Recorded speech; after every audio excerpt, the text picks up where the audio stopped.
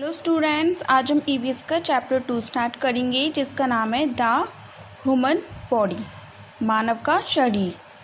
ठीक है। Human beings are living things because they eat food, drink water, breathe in air. जो human beings होते हैं वो लिविंग थिंग्स होते हैं, यानी कि जीवित प्राणी होते हैं जो कि भोजन खाते हैं, पानी पीते हैं और सांस लेते हैं किसमें? हवा में। Move about on their own and also give birth to babies. और ये एक स्थान से दूसरे स्थान पर मूव भी करते हैं और बेबीज़ को भी जन्म देते हैं, यानी कि बच्चों को भी जन्म देते हैं। The human body is like a machine which work non stop. जो ह्यूमन बॉडी है वो एक किसकी तरह काम करती है? मशीन की तरह काम करती है। ठीक है, non stop. Which is made up of bones, muscles and blood. जो कि किसकी बनी हुई होती है? हड्डियों से, मसल से और ब्लड से। ह्यूमन बोन्स मीन्स हड्डियाँ, मसल्स मीन्स मांसपेशियाँ और ब्लड मीन्स खून। Human beings have different organs in their body. जो ह्यूमन बींग्स होते हैं उनके शरीर में डिफरेंट ऑर्गन्स होते हैं। विच हेल्प, यानी कि डिफरेंट अंग होते हैं। Which have to perform various functions, जो कि विभिन्न प्रक्रियाओं को परफॉर्म करने में हेल्प करते हैं। ठीक है। Some of these organs such as the eyes, ears, nose, tongue, skin, limbs can be seen from outside. ठीक है। कुछ ऑर्गन्स यानी कि अंग जो ह्यूमन बॉडी के होते हैं वो कौन कौन से होते हैं? आईज हो गए हमारे, years, nose, tongue, skin, limbs. हम इनको कहाँ देख सकते हैं? बाहर की साइड देख सकते हैं। तो ये क्या हो गया? हमारे एक्सटर्नल ऑर्गन। एक्सटर्नल मीन बाहरी। ठीक है, बाहरी ऑर्गन जिनको हम आउटसाइड द बॉडी देख सकते हैं। ठीक है। अदर ऑर्गन्स जैसे कि ब्रेन हो गया, किडनी हो गया, लंग्स हो गया, स्टमक, लिवर, इंटेस्टाइन। ठीक है, इनको हम कहाँ देख सकते हैं? इनको हम बॉडी के अंदर देख सकते हैं। इधर ये गलत दे रखा है। ठीक है, ये इनसाइड आएगा, यहाँ आउटसाइड नहीं आएगा, इनसाइड आएगा। इनसाइड द बॉडी हम देख सकते हैं। They are situated inside the body. Sorry, यहाँ ही आउटसाइड ही आएगा, इन्होंने लिख रखा can not be seen from outside, नहीं कि हम आउटसाइड नहीं देख सकते। ठीक है, ये बॉडी के अंदर हम इन्हें देख सकते हैं। They are called internal organs, इसलिए हम इनको इंटरनल ऑर्गन्स कहते हैं, यानी कि जो ऑर्गन्स हमारे बॉडी के अंदर होते हैं, यानी कि हम इन्हें देख नहीं सकते, ये हमारी बॉडी के अंदर होते हैं। ठीक है, can not be seen from outside, यानी कि बाहरी रूप से हम इन्हें नहीं देख सकते, बाहर से हम इन्हें नहीं देख सकते, ये हमारी बॉडी के अंदर होते हैं, इसलिए हम इनको इंटरनल ऑर्गन्स बोलते हैं। ठीक है। Each organ of the body has a special function to perform. जो प्रत्येक ऑर्गन होते हैं बॉडी के, उनके पास अपना अलग अलग फंक्शन होता है, यानी कि अपनी अलग अलग क्या होती है? प्रक्रियाएं होती हैं जो कि वो परफॉर्म करते हैं। When several organs work in coordination to perform a particular function. कुछ ऑर्गन्स ऐसे होते हैं, इस तरह से काम करते हैं कि वो कोऑर्डिनेट करते हैं, यानी कि एक तरह से क्या करते हैं? कंट्रोल करते हैं विभिन्न फंक्शंस को, यानी कि परफॉर्म करते हैं एक पार्टिकुलर फंक्शन, एक विशेष फंक्शन को परफॉर्म करते हैं। जैसे कि आइज़ हो गया, आइज़ का फंक्शन क्या होता है? देखना। ठीक है। नोज़ का फंक्शन क्या होता है? किसी भी चीज़ को स्मेल करना। ठीक है। तो सभी जो ऑर्गन्स होते हैं उनका अपना अपना अलग अलग फंक्शन होता है। They make on organ system, और वो क्या बनाते हैं? ऑर्गन सिस्टम बनाते हैं। It is the simultaneously and regulated activity of this organ system that makes the human body what it is. ठीक है, तो ये क्या हो गया? एक तरीके से एक साथ और रेगुलर एक्टिविटी होती हैं इन ऑर्गन्स की, यानी कि सभी ऑर्गन्स जो है एक साथ अपनी सारी प्रक्रियाओं को परफॉर्म करते हैं। ठीक है, और उनकी जो एक्टिविटी होती है वो लगातार होती है, जो कि ह्यूमन बॉडी को क्या बनाती है? ह्यूमन बॉडी को मतलब इस तरह से बताने में मदद करती है कि ये क्या है। Bones and muscles. The human body is made up of bones and muscles. जो ह्यूमन बॉडी है वो किससे मिलकर बनी हुई होती है? हड्डियों से और मांसपेशियों से। Hard part of the human body are the bones. जो सबसे ज़्यादा हार्ड पार्ट होता है ह्यूमन बॉडी का वो कौन सा होता है?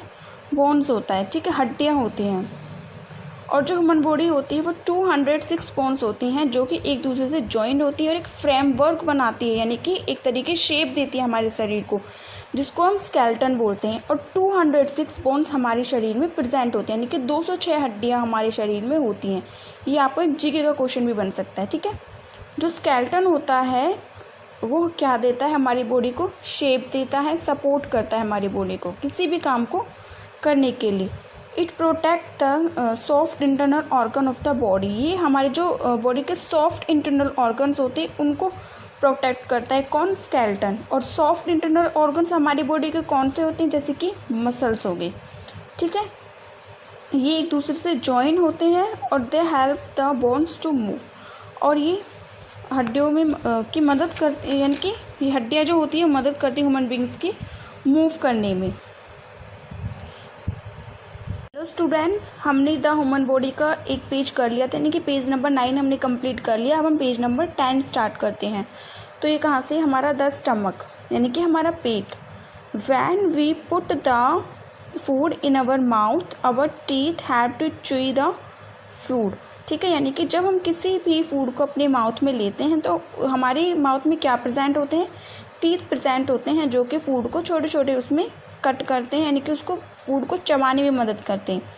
The chewed food and water we drink go through the food pipe into the stomach. और जो हमारा ये चबाया हुआ फूड होता है, भोजन होता है, और जो पानी होता है जो हम पीते हैं, ये फूड पाइप के थ्रू हमारे स्टमक में जाता है, यानी कि हमारे पेट में जाता है।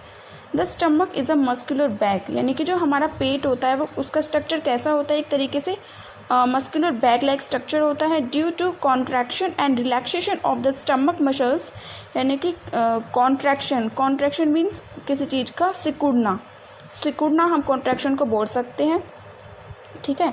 और रिलैक्सेशन यानी कि किसी चीज़ का रिलीज़ होना एक तरीके से, ठीक है।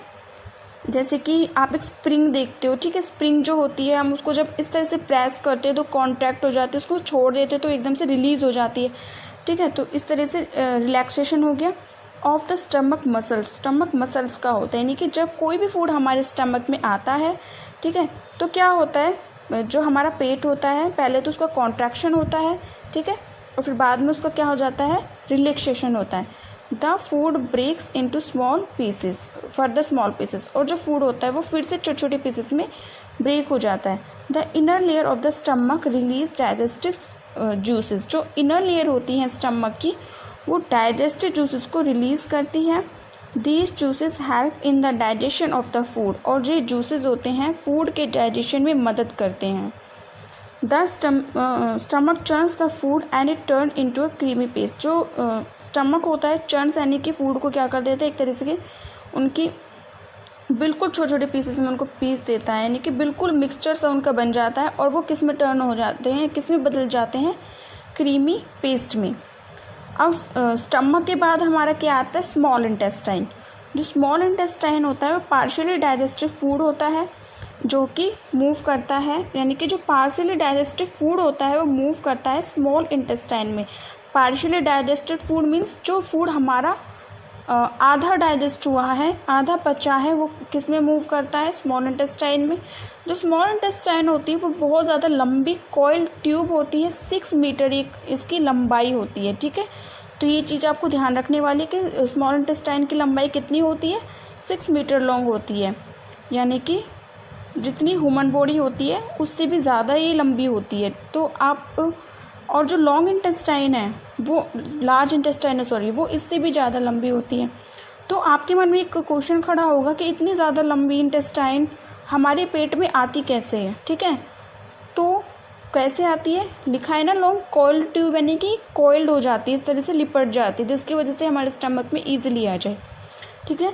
Here some more digestive juices get mixed in it. यहाँ पर बहुत ज़्यादा जो डाइजेस्टिव जूसेस हैं वो फूड में मिक्स हो जाते हैं, जो कि फूड को कैसा बना देते हैं? सॉल्युबल, यानी कि घुलनशील बना देते हैं। They act on the food and help to digest it, यानी कि फूड पर एक्ट करते हैं और उसको डाइजेस्ट करने में मदद करते हैं। The soluble food is absorb into the blood. जो सॉल्युबल फूड होता है, इनके घुलनशील जो हमारा भोजन होता है वो खून में क्या हो जाता है, एब्जॉर्ब हो जाता है। It reaches different part of the bodies, और फिर उसमें एब्जॉर्ब होने के बाद जो फूड है वो ब्लड में एब्जॉर्ब होने के बाद वो डिफरेंट पार्ट यानी कि बॉडी का जो डिफरेंट पार्ट्स है वहाँ तक पहुँच जाते हैं थ्रू द ब्लड के ज़रिए, and is used by the body, और उस बॉडी इसका यूज़ कर लेती है एनर्जी के लिए, ग्रोथ के लिए एंड प्रोटेक्शन के लिए।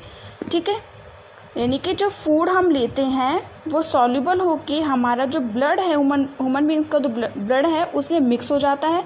मिक्स होने के बाद जो ब्लड है, आपको पता है ना, जो ब्लड होता है वो पूरे हमारे ऑर्गन में मूव करता है, और ब्लड में क्या मिक्स होता है, हमारा फूड मिक्स होता है सॉल्युबल होके। ठीक है, जिसकी वजह से हमारा जो शरीर है, डिफरेंट ऑर्गन्स हैं, उनको क्या मिलती है, एनर्जी मिलती है, और हमारे ग्रोथ और प्रोटेक्शन में भी मदद करता है। ठीक है, अब बात आती है लार्ज इंटेस्टाइन की, यानी कि स्मॉल इंटेस्टाइन के बाद क्या आता है, लार्ज इंटेस्टाइन आता है। ये भी बहुत ज़्यादा वाइड पार्ट होता है। ठीक है, बहुत ज़्यादा, और 1.5 मीटर ये लंबा होता है। ये द अनडाइजेस्टेड फूड और वेस्ट मैटर जो होता है फ्रॉम द स्मॉल इंटेस्टाइन, ठीक है, रीचेस हेयर, यानी कि जो फूड अनडाइजेस्टेड होता है और जो वेस्ट मैटर होता है वो स्मॉल इंटेस्टाइन से कहाँ पर आता है, लार्ज इंटेस्टाइन में, यानी कि जो खराब पदार्थ होता है। ठीक है, it is in the form of water and roughage, और ये किसकी फॉर्म में होता है, वाटर की फॉर्म में होता है, और एक तरीके से रफेज यानी कूड़ा कचड़ा टाइप का होता है उसकी फॉर्म में होता है। ठीक है, water is absorb into the large intestine and roughage passes into the body. जो वाटर है वो एब्जॉर्ब होता है लार्ज इंटेस्टाइन में, और जो रफेज यानी कि जो बचा कुचा पार्ट हो गया वो किसमें पासिस होता है, बॉडी में, थ्रू द एनस के through, pass out of the body, यानी कि बॉडी से बाहर जाता है एनस के थ्रू। ठीक है, एनस एक तरीके से ये देखिए लार्ज इंटेस्टाइन है हमारा, और जो लार्ज इंटेस्टाइन का छोटा सा जो गोल वाला पार्ट है ना, ये छोटा वाला, इसको हम बोलते हैं एनस। ठीक है, इस एनस के थ्रू ही जो भी फूड हम खाते हैं वो बॉडी से बाहर जाता है। ठीक है, एब्जॉर्ब होने के बाद जो वाटर है वो एब्जॉर्ब हो जाता है लार्ज इंटेस्टाइन में, और जो रफेज है वो बॉडी से बाहर चला जाता है किसके थ्रू, एनस के through. Thank you students, I hope आपको ये वीडियो मेरी समझ में आई होगी, और please subscribe the channel and press the bell icon button, ताकि मैं कोई भी वीडियो डालूँ तो उसका नोटिफिकेशन सबसे पहले आपको मिले। Thank you.